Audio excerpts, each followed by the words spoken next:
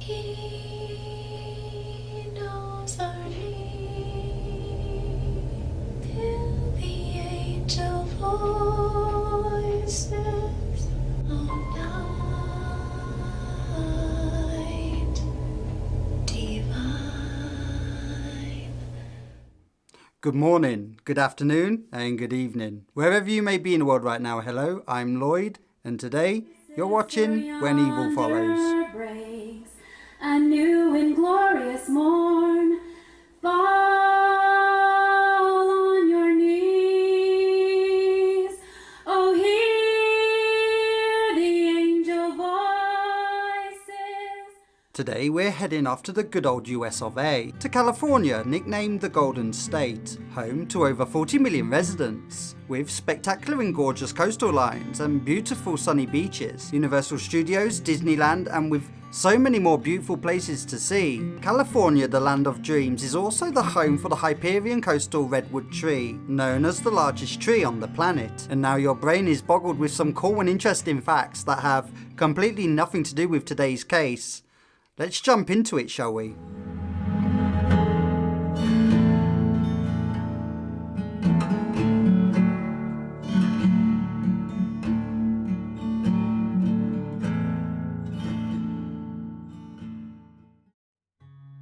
Travis Alexander, he was born in California, Riverside, on July the 20th in the year of 1977. He was a healthy and happy baby, and he took to the world like a fish to water. He just loved life, and he was genuinely an outgoing and happy kid. However, sadly, in 1997 his father passed away, and so Travis moved into his grandmother's house with his brothers and sisters. Travis was influenced in a big way by his loving grandmother, and she would influence him into the Latter-day Saints Church of Jesus Christ, and soon after he became a Mormon. By the time Travis was 30, he developed confidence in sales, and he became a great salesman. He was sincere, he had the gift of the gab, and people would naturally just warm to him. And because of these natural talents, he then became a motivational speaker for the company called Prepaid Legal, a strong, reputable sales company based in Mesa, Arizona. Jodi Arias, she was born in California. She was also born on the 9th of July in the year of 1980. She was close to her family, and she grew up as a happy kid. She was a young girl growing up with big dreams of one day becoming a successful photographer, dancer, and model. Jodi enjoyed nature and animals, and she really enjoyed capturing nature with stunning views. Jodi in her later teens was super attractive. She was confident, very chatty, and she came across to others as articulate and competent. And although she lost her interest in photography and dancing, she began her career in sales, working for the same company, Prepaid Legal. And it was during a busy work conference where Travis and Jodi would meet for the very first time, and they simply just couldn't take their eyes off each other. And so by 2006, the two began a long-distance relationship, where Jodi would find herself free-falling completely head over heels for Travis Alexander. Now, because Travis was a loyal and devoted member of the Church of Jesus Christ Latter-day Saints, Travis convinced 27-year-old Jodi to read the Book of Mormon, and not long after that, Jodi decided to convert to Mormonism. Soon after, they publicly announced their relationship to friends and family, with non-stop communication between the pair. They were always talking on the phone, spending hours each day texting one another, enjoying days and evenings out together. It seemed as though the pair were perfect for each other. Happy days. However, Travis started feeling different, and within 6 months down the line, he decided it wasn't right for him, and he wasn't feeling it, and so he decided to break off the relationship. And although they were no longer together, Jodi really struggled with the decision, as she was still very much in love with him. Travis, on the other hand, no longer felt the same way, and the relationship was over by the end of June in 2007. Now, this is where things get slightly difficult and somewhat tricky, you might say, because after the relationship ended, Jodi then decided to just up and move. And yeah, up and move she did, all the way to Mesa, Arizona, where she then rented an apartment. So she moved closer to Travis. In fact, so much closer, the pair would end up in bed closer, with an understanding that there was no pressures and no strings to the relationship, because anyone who is anyone knows that these type of relationships always work. Now the thing is with this type of relationship is always the understanding. The rules can become slightly blurred, communication becomes crossed, feelings become confused and tangled, and this is what was starting to happen. Jodi would ring Travis still feeling like the lucky lady. Happy if he answered and somewhat sad if he didn't. She would suddenly begin just showing up at his apartment in the middle of the night, using absolutely any excuse she could use to see him. The lines of confusion became even more blurred when Travis started talking to other women, as Jodi would become quite jealous, and they both would end up spending most of their time together arguing over what they need from each other. Because of all the arguments and shouting, both Travis's friends and family, they started to dislike Jodi. They all told Travis that the relationship was bad news.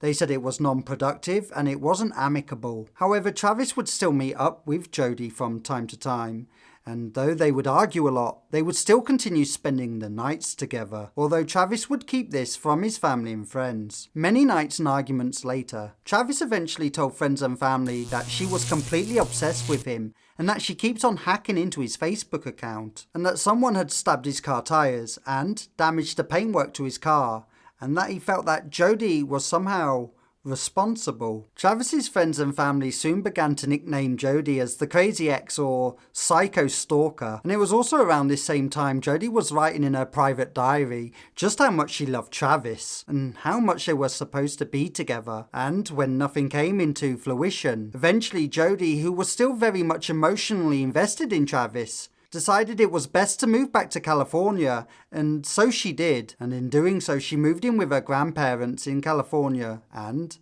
life continued as normal. Fast forward just 6 months, and the date is now the 4th of June in the year of 2008. Travis had not turned into work that day, or the day before.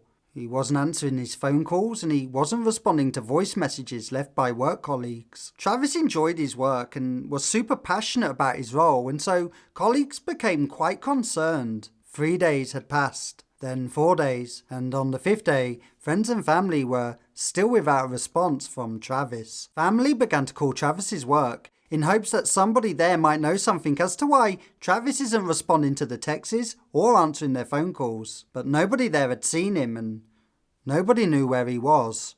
Growing suspicions and worries were now taking their toll, and 5 more days later, on the 10th of June, work friends decided to go around to his apartment and knock on his door. Now when they arrived at Travis's home, and after knocking on the door for 5 minutes without getting any response, 2 of the residents from the same property heard the commotion, and after talking for a short while, one of the residents fetched the spare key, and they unlocked the door to his apartment, and they slowly entered the property and they turned on the lights. Now what they were to see next was nothing but shocking and pure horror. What they saw was large amounts of blood flooding the hallway floor, leading all the way down to the bedroom. There was also bloody handprint smears on the door handles and the hallway walls, leading all the way down to the bathroom. There was just blood everywhere, and so they followed the blood trail leading towards the bathroom, and they pushed the bathroom door open using their foot, and once the door was open, that's when they found the body of Travis Alexander. He had been stabbed 27 times, 27 times, and then shot in the forehead with a handgun. A .25 caliber bullet was lodged in his skull, and his throat was completely severed. Travis's friends were filled with pure horror and completely shocked by their gruesome discovery, so they ran outside and they called the police immediately, and it was there where they would wait for law enforcement to arrive. What's going on? A friend of ours is dead in his bedroom. We hadn't heard from him for a while. We think he's dead. His roommate just went in there and said there's lots of blood. I didn't go in, but I can give you the phone to someone who went in there. Yes, please, can you? Hello. Hi, so what's going on? He's dead. He's in his bedroom. Okay. In the shower. Okay. How did this happen? Do you have any idea? No, we have no idea. Everyone's been wondering about him for a few days. She said that there was blood. So is it coming from his head? Did he cut his wrist? It's all over the place. Is there any weapons around? I don't know. Not that I saw. How many people are in the house? How many are in the house right now? Just the 5 of us? 5 of us. Okay, I need All of you outside. Okay. Hold on just a moment. Okay. You're a good friend of Travis's, correct? Yes, I am. Okay. Yeah. Has he been depressed at all? Thinking about committing suicide, anything like that? I don't think he's been thinking he committed suicide. He's been really depressed because he broke up with this girl, and he was all upset about that. But I don't think he would actually kill himself over that. Has he been threatened by anyone recently? Yes, he has. Okay. He has an ex-girlfriend that's been bothering him and following him and slashing tires and things like that. And do you know the ex-girlfriend's name? Do you remember it? Yeah. What's his ex-girlfriend's name? Ask Taylor. And do you know if he's ever reported it to the police? Her name is Jodi. After the call was made, the police arrived at the property, and they were horrified by what they saw. And so the police asked the friends if they knew of anyone who could have done this to Travis. And within an instant, one of the friends mentioned Jodi Arias. And so that same day, the police contacted Jodi. She was so shocked and sounded completely heartbroken and devastated. She told the police she hadn't seen Travis in a long time, since early April. However, as soon as the police began to investigate Jodi as a potential suspect, it wasn't long before police found some unusual and suspicious activity. The police would soon learn that on the 2nd of June, Jodi actually rented a car from Redding in California, not that far away from where she lives with her grandparents. The police would also learn that Jodi texted her ex-boyfriend Wayne Breier, asking him if she could borrow 3 5-gallon canisters of gas. However, when Darryl asked her why and what do you need it for, she said it was private, and then he said no. The police also found deep inside her handbag receipts from the shop down the road from where Jodi lives. It clearly shows that Jodi had bought 3 5-litre gas canisters on the 3rd of June. Later on in the evening, Jodi purchased another 18 gallons of gasoline with her credit card at Arca Station in Pasadena, in California, back at the crime scene following Travis's death. Police also found a digital camera downstairs that was damaged and placed in a washing machine. Travis has only recently just bought this camera, so it was kind of odd that somebody would want to destroy it, and although the images were deleted from the camera, the police were still able to recover them. What they uncovered was sexual and naked images of Jodi and Travis in sexual suggestive poses. The date stamp for these images were at approximately 1:40 p.m. The last photo of Travis taken alive was taken of him in the shower at approximately 5:29 p.m, but only moments later, the next images accidentally taken on Travis's camera shows Travis bleeding heavily, laying on the floor. The shoe of the potential assailant was also captured in front of his body. This would later be confirmed to match Jodi's shoe, believed to have been accidentally taken when she kicked Travis's camera across the bathroom floor.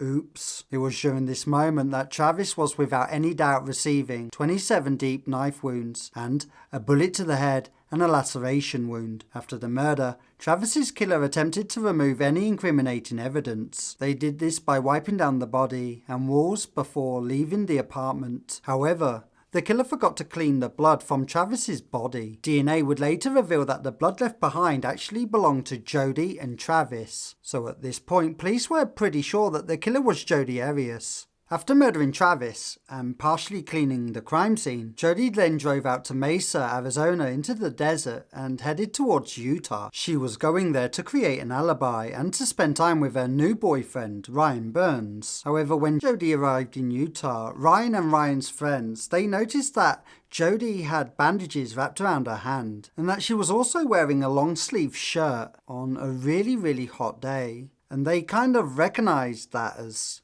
strange. They had also recognised that she had dyed her hair brown, a very noticeable change from her previous blonde colour. She told Ryan that the cuts in her hands were from her new job as a pizza chef at Margaritaville back home. Odd though, because when Ryan tried to search for this place on Google, the results came up with nothing.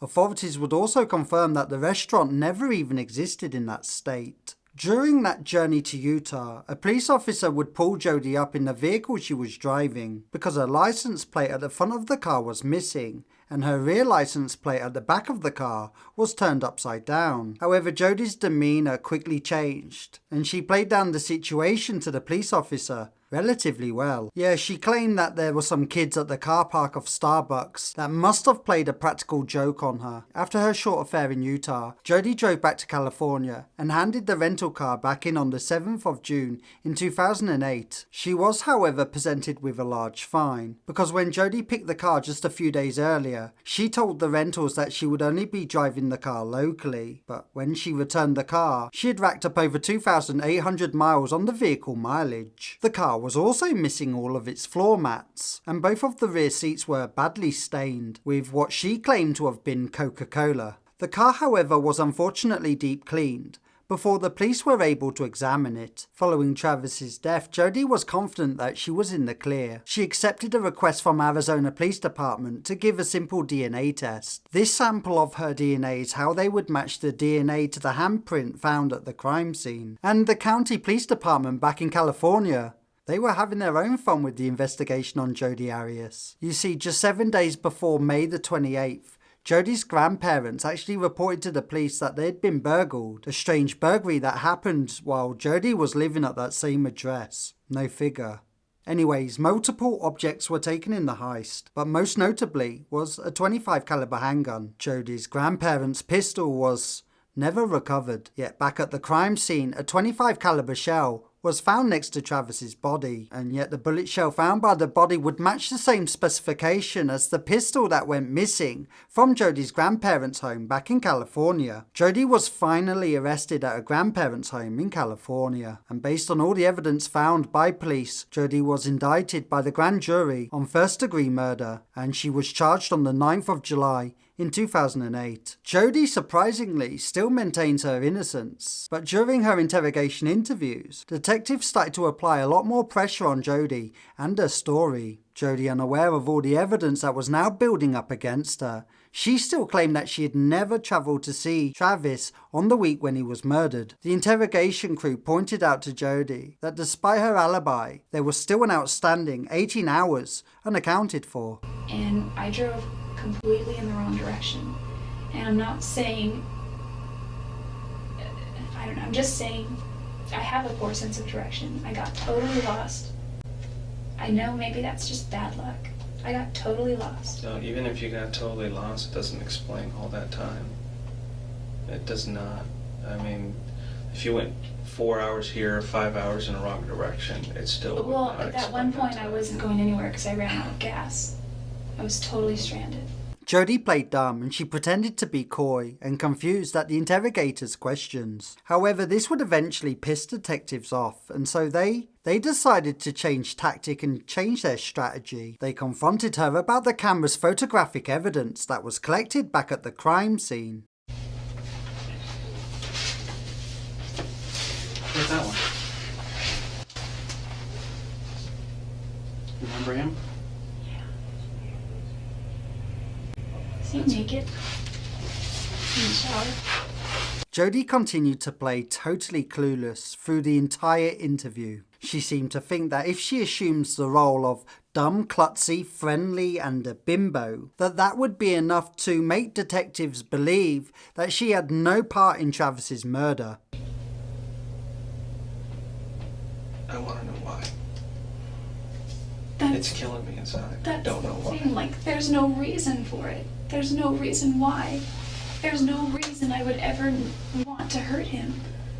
Jodi also pretends to fall asleep in her interrogation interviews in order to trick detectives into thinking, oh, look how calm she is. She's so calm, it can't have possibly been her who would have done this to Travis. However, the detective's strategy within the interrogations were remarkable, as he eventually tricked Jodi into admitting that she was with Travis by the shower at the time he was murdered. You can actually see the horror on Jodi's face the moment she realizes that she goofed up. I don't know why he was killed.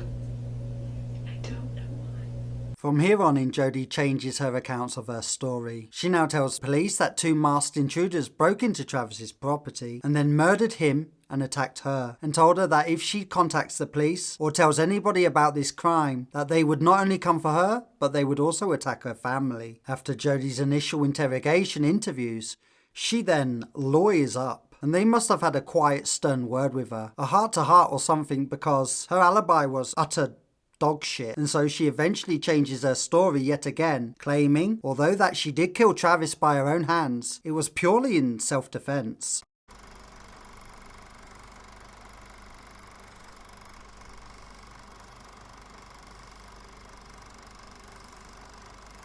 To add to her Dipsy story, before her trial began, she drops her defense team and represents herself, and shortly after this, she submits 2 letters into the court that she claims Travis has written. However, these letters would be found as phony and fake, and it was in that oh shit moment she realizes that her story wasn't going to work, and so she reinstates her defense team back into a corner.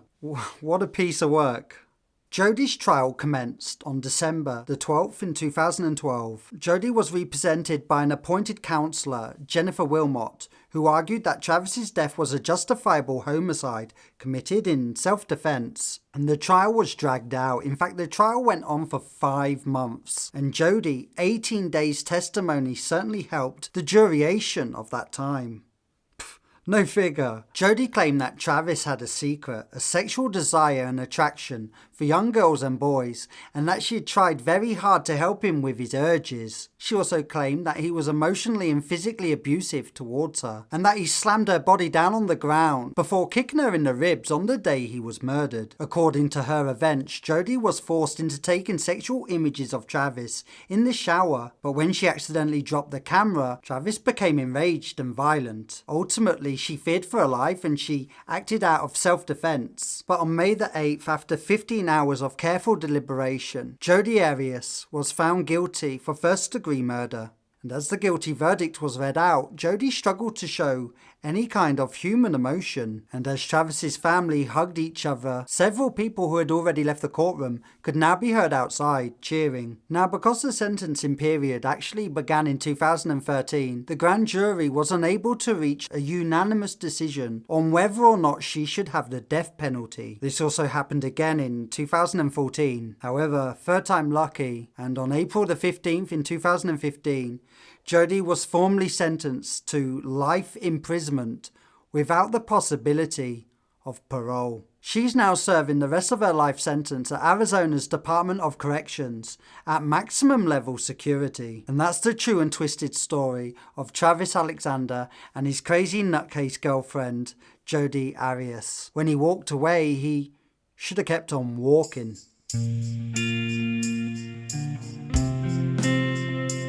Hello there, and thank you very much for watching another episode of When Evil Follows. If you have enjoyed this episode, then please hit the like button, and if you're new around here, subscribe to the channel. We cover the most shocking and twisted and gruesome crimes ever, that along with supernatural events, all based on hard facts, right here on this channel, every single week. So if that sounds like something you'd be interested in, please subscribe to the channel and join our family community.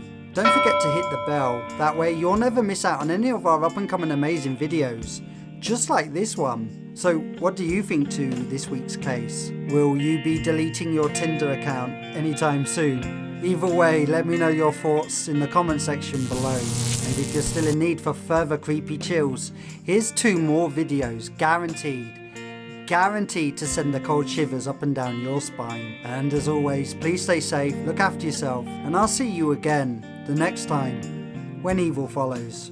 Bye.